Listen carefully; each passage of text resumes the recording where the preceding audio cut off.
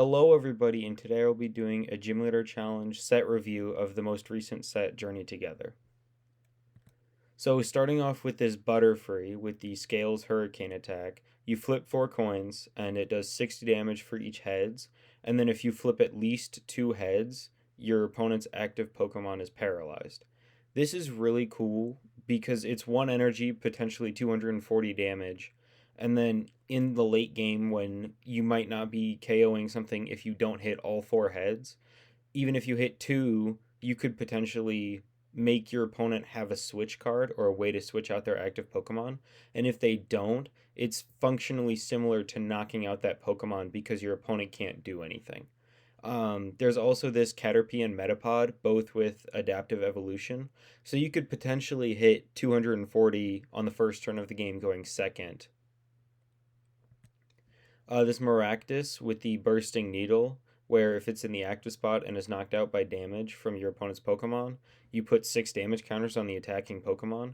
And then Corner for 1 energy does 20 damage, and during your opponent's next turn, the defending Pokemon cannot retreat. This is cool. It can be played as a bit of a stall card with Corner, or you can play it as something you can go into off of a hit and run attack, like this Blossom's Flower Spin or the Sawsbuck's Bounce, which you can attack and then you go into Maractus, and they either have to have a Gusting card or they hit into the Maractus and they take damage. Excelgor with the Ephemeral Poison for a Grass and a Colorless does 70 damage, and then your opponent's active Pokemon is now confused and poisoned, and you switch it with one of your bench Pokemon. This is another hit and run attacker. You can use it with the Maractus I mentioned on the last slide. There's also a Cacnea with the counterattack Quills, which is similar to the Maractus, but it's every time it's damaged, and it's only 3 damage counters. And then there's a Trevenant with Forest Miasma, where while during Pokemon Checkup, if it's your active Pokemon, you put 1 damage counter on your opponent's active Pokemon. So this can be good. You go into the Trevenant, and that 70 damage basically becomes 80 with the Trevenant, 90 with the Poison, and then if you have something like Perilous Jungle in play, it goes from 70 plus 10 from the Trevenant, and then plus 30 from the Poison. So that can stack up pretty quickly, and your opponent gets confused. So if they flip tails and they don't have a way to retreat their active Pokemon, they take more damage, and then you can go back into the Excelgor and do it again. Lilligant is really cool. We have Sunny Day, which your grass and fire Pokemon's attacks do 20 more damage to your opponent's active Pokemon. The fire little clause there isn't really relevant because Gym Leader Challenge, you can only play one type of Pokemon. But grass is huge because this is now the second version of this ability that we can play. There was a promo Lurantis that had the exact same ability. This is great because grass actually has 2 Pokemon that can attack twice.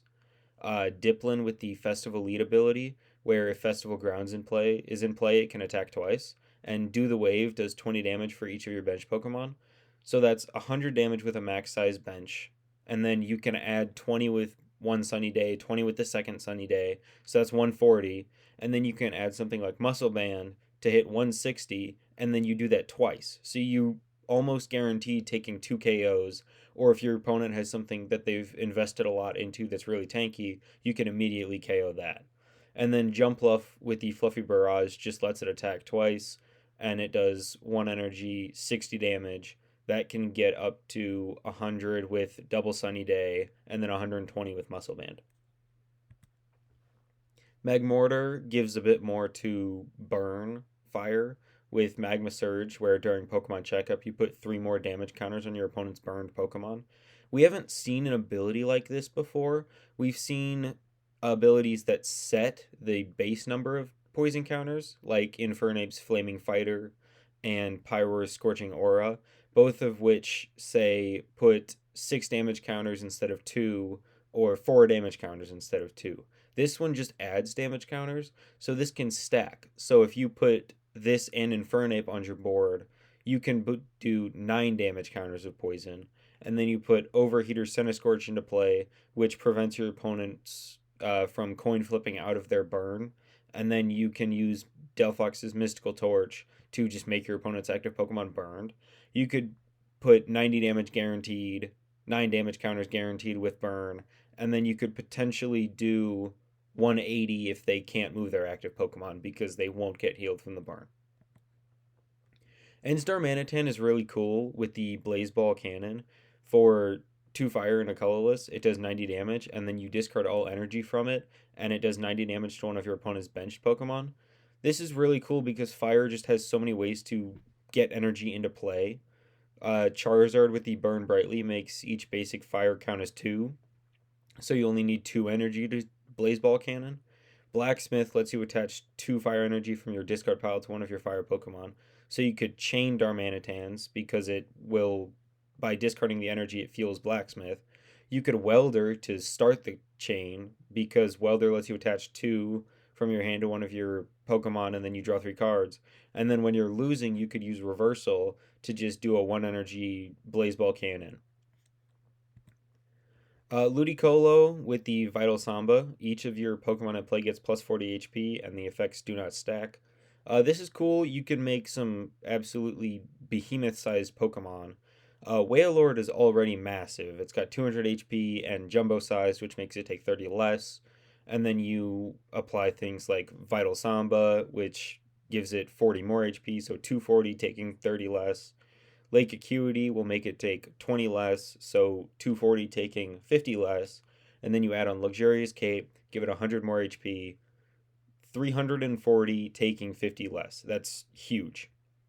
And then Cloyster with the Shell Armor, same ability to Jumbo Sized, it's just got less HP and a slightly more usable attack. You can still apply everything 130, taking 30 less. Vital Samba's 170, taking 30 less. Lake Acuity is 170, taking 50 less, and then Luxurious Cape is 270, taking 50 less. So you can just make absolutely insanely bulky Pokemon. Speaking of Wailord, we actually have a new Wailord, and this is the new biggest Stage 1 Pokemon. It might actually be the new biggest single prize Pokemon in terms of HP stat, with a massive 240.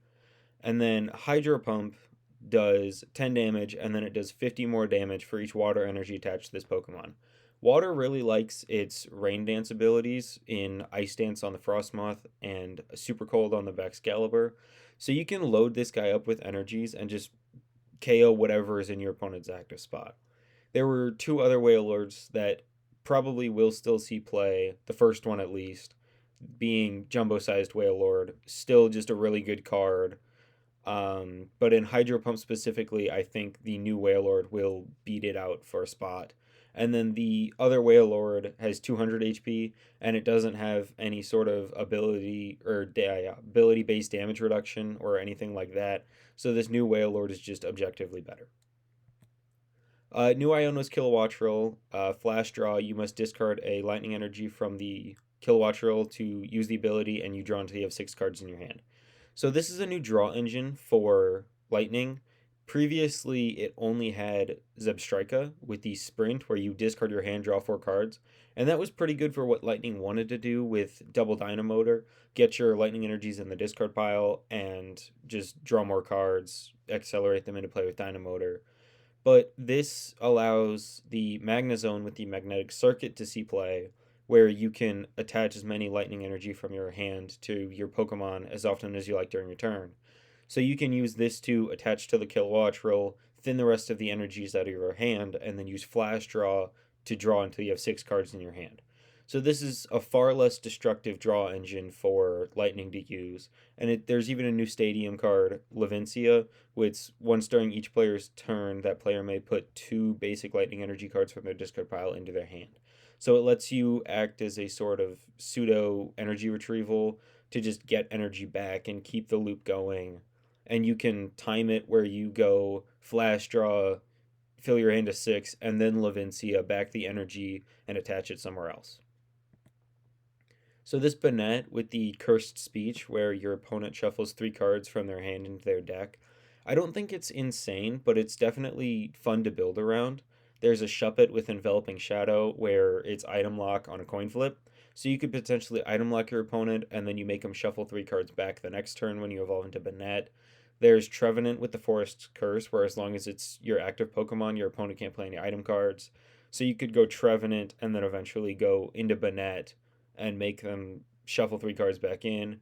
But the problem with that is they get to choose which cards they shuffle back in. So you play 06 Machinations before you make them shuffle so that they only have 3 cards left in their hand. And then you leave them with a 0 card hand. So if you've been item locking them, they have to discard all their items and then they have to shuffle 3 back in. You could combo this with Garbotoxin to lock them out of abilities and leave them with 0 cards in hand. So they have to top deck a way out because you can just keep cursed speeching them and playing other control cards. Hop's Sandaconda is pretty good for Earthquake builds. Ground Break does 140 for 3, and then it also does 20 damage to each of your bench Pokemon. However, you have access to Hop's Choice Band and Postwick, both of which boost the damage by 30, and the Choice Band makes the attack cost 1 colorless less. So, with both in play, you do, for fighting in a colorless, you do 200 damage and then 20 damage to each of your bench Pokemon. This can fuel Pokemon like the powerful Rage Steelix to be a bigger attacker later in the game. And 200 damage is just a lot of damage, especially for 2 energy. And because the Choice Band makes the energy cost 1 colorless less, and if you can get Postwick into play, Hop Silicobra with the Gnaw for fighting in a colorless, even that can be like a donking attack because you go attach Choice Band, put Postwick into play. That's for 1 fighting energy, you're doing 80 damage. And then if you attach something like Stone Fighting Energy, you do 20 more damage, and you can just easily take turn 1 KOs. This Tyranitar, it unfortunately is a dark type. I'll get to that in a second. But it has the Daunting Stubbornness, which, while it's in the active spot, your opponent can't play any item cards. And then Cracking Stomp for a dark and a colorless does 150, and then your opponent discards the top 2 cards of their deck. And it's got a whopping 190 HP. This card's like insane on paper, especially in Gym Leader Challenge. Slap a Luxurious Cape on it, 290 HP. You can make it really tanky, and your opponent kind of just has to deal with it without being able to play item cards. The problem is there's no dark type Larvitar or Pupitar. So the only way to get it into play is with Dream Ball, which, if you take it as a face down prize card, lets you search your deck for a Pokemon and put it onto your bench. Now, it's doable. You have to do some shenanigans with Arc Phone to put the top card of your deck and switch it with one of your face down prize cards, or Peonia to look at 3 prize cards, and then you can switch them with any cards in your hand. So it's doable, and if you get it out, it's like a really big final boss Pokemon that your opponent has to deal with, but the problem is getting it out. Magearna with the auto heal, where as long as it's your active Pokemon, whenever you attach an energy card from your hand to one of your Pokemon, you heal 90 damage from it. And then Spike, draw 1 colorless, 20 damage, draw 2 cards. So this can give you an out early game. If you're bricking, you can go Spike draw for a couple turns, just draw some cards. Good early game consistency. And then Magnezone with the Magnetic Circuit lets you attach as many metal energy from your hand as often as you like during your turn. So you can go into Magearna, and then if one of your big metal attackers like Caporaja was hit, you can retreat it with Arcaludon, and then go into Magearna and heal all the damage off with Magnetic Circuit. And you can even play Energy Reset to pick up all the energy so you can heal, or you can use extra energy to heal and then Energy Reset to pick it all back up and only reattach the necessary energy to attack. Noivern with the Tuning Echo, where if you and your opponent have the same number of cards in your hand, you ignore all energy in the Noivern's Panic Howl attack. And then Panic Howl for 3 colorless does 110, and your opponent's active is now confused. This is a pretty solid attack, and it's got free retreat, so it's a bit of a pivot. I think this is a pretty solid Pokemon overall. Colorless, of all the types, probably has the most control over how big its hand is, so you can really like match your opponent easier than other types could. You got cards like Judge and Marnie Judge will put you exactly there, and then Marnie will put you one card off. But you can use cards like Pelipper to reuse Judge, or search out Judge, or Pelipper to use Marnie, and then Dodrio can draw you just a single card, and then Colorless has really good consistency with Squivit, Oranguru, Bibarel, and all of those put you at like varying hand sizes, so you can almost always match your opponent as long as they don't have like, I don't know, a 12 card hand. Now, time to get into the broken stuff. Hops Snorlax. This is the start of the Hops package that Colorless is getting. I mentioned it earlier with Postwick and Hops Choice Band, but Hops Snorlax actually makes your Hops Pokemon do 30 more damage in conjunction with the Postwick and the Choice Band. So that's plus 90 damage. Well, Dynamic Press does 140 damage for 3 energy and 80 to itself. That doesn't seem great, but Hop's Choice Band reduces that by 1, and when you factor in all the damage buffs, you're doing 230 for 2 energy. And Colorless really loves its double energies. I got the 2 on the screen right here. Twin and double Colorless both can fulfill that for just 1 energy. So you attach energy, attach Choice Band, put Postwick into play, and now all of a sudden your Hop Snorlax is doing 230 damage. And then you have added consistency with Hop's Bag, which just lets you search your deck for up to 2 basic Hops Pokemon and put them onto your bench. So there's 2 more Hops Pokemon that I'm going to mention, but you can very consistently get your Hops Pokemon out using Hop's Bag. Now, double with the Challenge Horn, where when you evolve it, you can gust one of your opponent's bench Pokemon and move it into the active spot. So it's a boss's orders, and then, like I mentioned before, 3 energy headbutt for 80. It's a lot better when you can reduce it with the Choice Band down to 2 energy and bring the damage up to 110. Factor in Snorlax and Postwick, that's 170. And your support Pokemon is now hitting 170 damage for, again, a single energy cost, because Colorless loves its double energies. So it's gusting that can also be an attacker. And if your opponent tries to stick it up, you can just say, okay, I'm going to hit you for 170. Now, this is the insane guy. Hops Cramorant. 110 health, 1 Colorless, Fickle Spit, 120. If your opponent doesn't have exactly 3 or 4 prize cards remaining, it does nothing.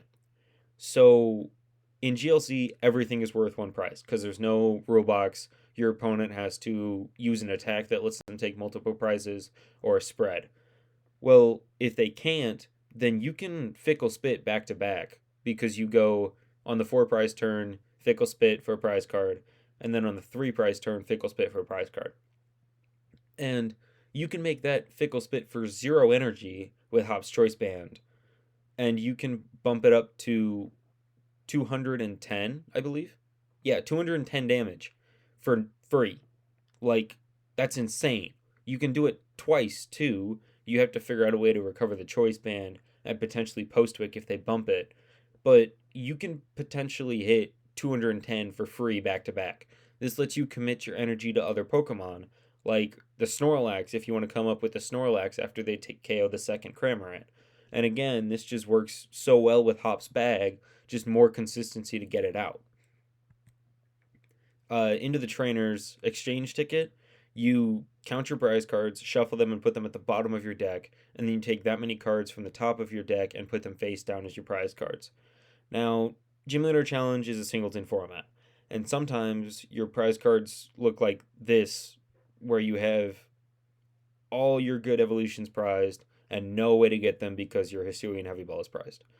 So, Exchange Ticket gives evolution heavy decks that really need to get all their consistency pieces out a way to go, okay, I really don't like my prizes, I'm going to reset them. And this is great, gives grass a little bit more consistency. If you find yourself constantly prizing the cards that you need, you can just throw in a copy of Exchange Ticket, get your evolutions that you do have in deck out, and then you can Exchange Ticket to put them on the bottom and get them out later. Iris's Fighting Spirit, you discard a card from your hand, and then you draw until you have 6 cards in your hand. I didn't really know what to compare this to. There's Professor's Research, where you discard draw 7. Iona, where both players shuffle their hand, put them on the bottom, and then draw a card for each of their remaining prize cards. Cynthia is a shuffle draw 6, and then Karina's focus is just draw until you have 6. So Iris has a bit more discard synergy than Karina's does, where if you want to get energy in the discard pile, or Pokemon in the discard pile, or a certain trainer in the discard pile, you can discard it to Iris and draw more cards. It also lets you draw one more card, where if you have a 6 card hand and Iris is one of them, you play Iris, you discard a card to Iris, and you're drawing 2 cards. If you have 2 card hand, you play Iris, discard your last card to Iris, and then you draw a 6 card hand. So it could be interesting with certain consistency engines, and I'm curious to see which decks will use it. Spike energy is the last thing, where as long as it's attached, it provides a colorless, and then when the Pokemon it's attached to is in the active spot and is damaged, you put 2 damage counters on the attacking Pokemon. This synergizes with the Cacnea, counterattack quills. If it's in the active and is damaged, you put 3 damage counters. That bumps it up to 5. Play something like Rocky Helmet, which does 2 more, so you can bump it up to 7. Play it with something like Galarian Stunfisk with the Snap Trap, where if the Galarian Stunfisk is in your active and is damaged, you discard an energy from the attacking Pokemon. So you could discard an energy and put some damage back on them. And then Arctozolt with the Biting Whirlpool, whenever your opponent attaches an energy card from their hand to one of their Pokemon, you put 2 damage counters on that Pokemon. So I will leave a couple of links in the description below the official Gym Leader Challenge website. I'll also leave the ban list for just some more information on the format as a whole. And then the Cardboard Warriors website, which is a great place to go to get information on specific decks. And then you can also view decks created by other community members, and you can even make your own decks. Thanks for watching.